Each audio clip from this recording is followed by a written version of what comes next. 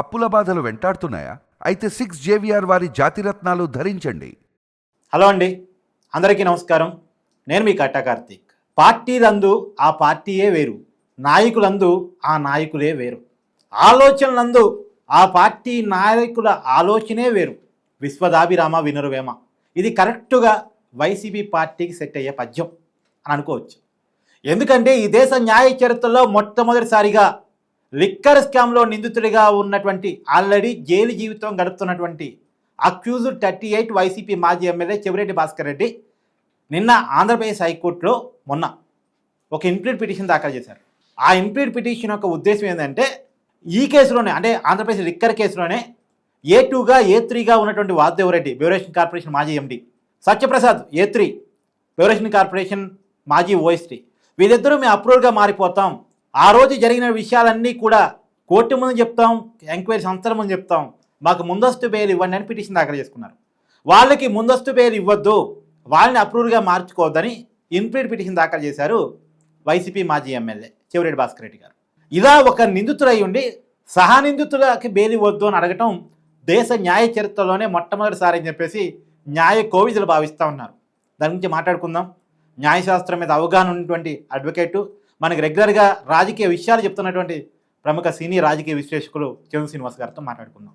Sir నమస్కారం. నమస్కారం అండి. సార్, మీరు అడ్వకేటు కూడా కాబట్టి అడుగుతున్నాను, ఈ దేశ న్యాయ చరిత్రలో మొట్టమొదటిసారిగా సహజంగా బెయిల్ ఇవ్వద్దు అని బాధితులు అడుగుతారట, ఎంక్వైరీ సంస్థలు అడుగుతాయట, లేదు ప్రభుత్వాలు అడుగుతాయట నిందితుడికి బెయిల్ ఇవ్వద్దు అని. కానీ ఒక నిందితుడు ఇంకో నిందితుడికి బెయిల్ ఇవ్వద్దు అని పిటిషన్ దాఖలు చేయటం, అప్రూవ్గా మార్చుకోవద్దని పిటిషన్ దాఖలు చేయటం ఎలా చూడాలి? ఇంతవరకు లేదు, నేను వినలే, నాకు తెలిసి. ఎందుకంటే ఏమి ఇవ్వాలి, ఎవరు అప్రూవల్గా మారాలి అనేది ఆయనకున్న వ్యక్తిగత స్వేచ్ఛ, అంతే కదండి. ఇప్పుడు విజయసాయి రెడ్డి గారు 36 కేసులు జగన్మోహన్ రెడ్డి గారి మీద ఉంటే అన్ని కేసుల్లో A2 విజయసాయి రెడ్డి గారు. అవును. ఇప్పుడు అటువంటి వ్యక్తే బయటకు వచ్చాడు, అవునా? పార్టీ నుంచి బయటకు వచ్చాడు, అప్రూవల్గా మారాడు. ఏ విషయంలో అప్రూవల్గా మారాడు? Liquor scam. తర్వాత అంతకుముందు కాకినాడ సీ పోర్ట్ కూడా ఏం జరిగిందని కూడా చెప్పాడు, ఎందుకంటే ఆయన పేరు కూడా వచ్చింది కాబట్టి. సరే, ఆయన తెలుసుకున్నాడు, అంటే బోధపడింది. ఈ దేశంలోనే ప్రముఖ చార్టెడ్ అకౌంట్ లిస్టులో విజయసాయి రెడ్డి ఒకళ్ళు. చాలా తెలివిగల వ్యక్తి, తెలివిగల వ్యక్తి కాబట్టి ఏంటి మూలాలు తెలుసుకొని ఆయన ఇప్పుడు బయటకు వచ్చాడనమాట. సరే, ఇక్కడ మీరు అన్నట్టు, మీరు ఇందాక శతకం పద్యం చెప్పిన దాంట్లో వీళ్ళ ఆలోచన తీరు ఎలా ఉంటుందంటే అండి, ఎదుటి వాళ్ళని మైండ్ గేమ్ ద్వారా బెదిరించడమో భయపెట్టడమో, కాకపోతే ఇక మానసికంగా మాట్లాడి తోలనాడి కేసులు పెట్టించడమో, రకరకాలుగా 5 సంవత్సరాలు మనం చేస్తున్న తర్వాత మేమే ఉంటాం, మేము ఇంకెవరికి అవకాశం లేదన్నట్టుగా అప్పుడు వ్యవహరించారు. ఇప్పుడు ఏంటి, ఎంటైర్ సిస్టమ్ మారిపోయింది. వీళ్ళు సిస్టమేటిక్గా ఎమ్మటే రెడ్ బుక్ తీయకుండా, రెడ్ బుక్లోని అంశాలను పరిశీలించడానికి ఒక టీము, న్యాయపరమైన వివాదాలు లేకుండా చూసుకోవడానికి అన్నీ కూడా చూసుకొని ఒక్కొక్క మెట్టు వెళ్తూ ఉన్నారు. కక్షపూరిత ధోరణితో వెళ్తున్నారనేది ప్రజలు అనుకోకుండా విచారించి ఆధారాలతో సహా వెళ్తున్నారు. ఇక ఈ ఆధారాలు సేకరించిన తర్వాత వాసుదేవరెడ్డి కావచ్చు, ఇంకొకరు కావచ్చు, తర్వాత లేకపోతే ఆర్ఐటీ హాస్పిటల్స్ ఆయన కావచ్చు, వీళ్ళందరూ చాలా పెద్ద పెద్ద బిగ్ షాట్సే. వీళ్ళంతా బయటకు వచ్చారు. వీళ్ళ పెట్టుబడులు హైదరాబాద్లో కూడా ఉన్నాయి కాబట్టి మూలాలు తీశారు, 15 కోట్లు బయటకు వచ్చినాయి.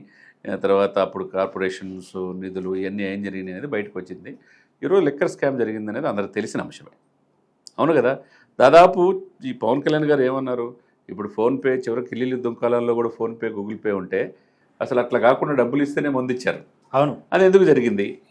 టీ కొట్టు కాపీ కొట్టు దగ్గర పోయినా సరే ఫోన్పేలు వాడే కాపీలు తాగి 1000 కోట్లు ఇట్లా జరిగిందని చెప్పాడు. తర్వాత పురంధేశ్వరి గారు కూడా ఆరోపించారు. ఆ పార్టీ లేకుండా గత 5 సంవత్సరాలు జరిగిందని ఇప్పుడు కేసు బయటకు వచ్చింది. దీంట్లో మీరు అన్నట్టు 38, 36, 38 నిందితుడు చెవిరెడ్డి భాస్కర్ రెడ్డి గారికి ఇప్పుడు ఒక వ్యక్తి, నేను అప్రూవల్గా మారుతాను, జరిగింది వాస్తవం చెప్తాను, ప్రభుత్వంలో పిన్ టు పిన్ నేను చూశాను నా కళ్ళ ముందు అని చెప్పే హక్కు ఆయనకి రాజ్యాంగం ప్రకారం ఉంది.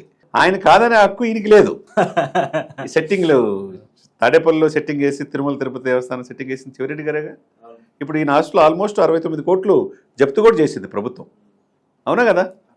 మరి ఏ ఎవిడెన్స్ లేకపోతే ఎందుకు వాళ్ళు ఆయన పేరు మీద, ఆయన బిడ్డల పేరు మీద ఉన్న ఆస్తులు జప్తు చేస్తారు? క్లియర్గా ఎట్లా బదలాయించి గురైన ఈ అకౌంట్లో ఎలా వచ్చినాయి అని చెప్పి చూస్తే కదా, అంతే కదండి. కాబట్టి అటువంటి వ్యక్తి ఒకవేళ ఈ పిటిషన్ వేసినంత మాత్రాన వాళ్ళు అప్రూవల్గా యాక్సెప్ట్ చేయొద్దంటానికి అది జడ్జి గారి ఇష్టం. అవును, ఇప్పుడు యాజ్ ఎ లామెన్గా చెప్తున్నాను సార్, ఇది కోర్టు అన్నీ చూస్తూ ఉంటుంది. ఆ కోర్టు ఆ సీటుకి జడ్జి గారికి వదిలేసేయాలా. జడ్జి గారికే సలహాలు ఇస్తే ఎట్లా? ఉచిత సలహాలు ఇస్తే ఆయన తీసుకునే పరిస్థితి కాదు ఇది, అంతే కదండి. కాబట్టి ఆయన ఇచ్చినంత మాత్రం కోర్టుల డైరెక్షన్ మనం పాలుగా తప్ప కోర్టులకు మనం డైరెక్షన్ ఇవ్వకూడదుగా. కుదరదు కదా. ఎవరైనా ఇప్పుడు పోలీసులు కూడా వెళ్ళిన తర్వాత క్యాప్ తీసి పట్టుకొని ఏదో మన జగన్మోహన్ రెడ్డి గారు హైదరాబాద్ కోర్టుకు వచ్చినప్పుడు ఎలా నిలబడ్డారు అలానే ఉండాలి, మనం నుంచోవలసిందే. ఇప్పుడు చట్టం దృష్టి సుప్రీంకోర్టు ఎంత పవిత్రమైందో అదే విధంగా ఆ రాష్ట్రాలకు హైకోర్టు కూడా చెప్పినట్టు వినాలి.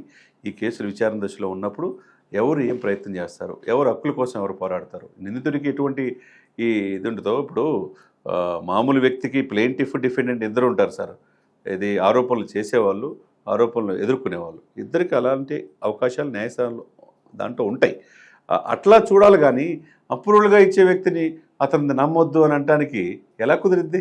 కాబట్టి చెవిరెడ్డి గారి యొక్క ఆశలు వాళ్ళ ఆలోచనలు ఆయన పిటిషన్ వేసుకున్నంత వరకు తప్పితే ఆయన ఇప్పుడు ఆల్రెడీ చాలా అన్ని రకాలుగా ఎదుర్కొంటున్నాడు. ఆర్థికపరమైన నేరాలు అవన్నీ కూడా చాలా ఉన్నాయి. దీంట్లో ఈ లిక్కర్ స్కామ్ పెద్ద స్కాము. కాబట్టి ఆయన భవిష్యత్తు రాజకీయం కూడా ఇప్పుడు పాలసీస్ మోదీ గారు తీసుకున్న ఈ పాలసీస్ వల్ల ఈ ఆరోపణలు ఎదుర్కొని జైలు జీవితం గడిపే వాళ్ళు కూడా మళ్ళీ ఎలక్షన్స్లో పోటీ చేసే అవకాశం కూడా సన్నగిలుగుతుంది, ఇవన్నీ కూడా చట్టాల రూపేణా వస్తే. కాబట్టి ఏదైనా కానీ గట్టు పరిస్థితి చెవిరెడ్డి గారు ఊహించిన విధంగా జరుగుతూ ఉన్నది. ఆయన కోరినంత మాత్రం కోర్టులు ఆయన విన్నపాన్ని స్వీకరించే అవకాశమే లేదు దీంట్లో.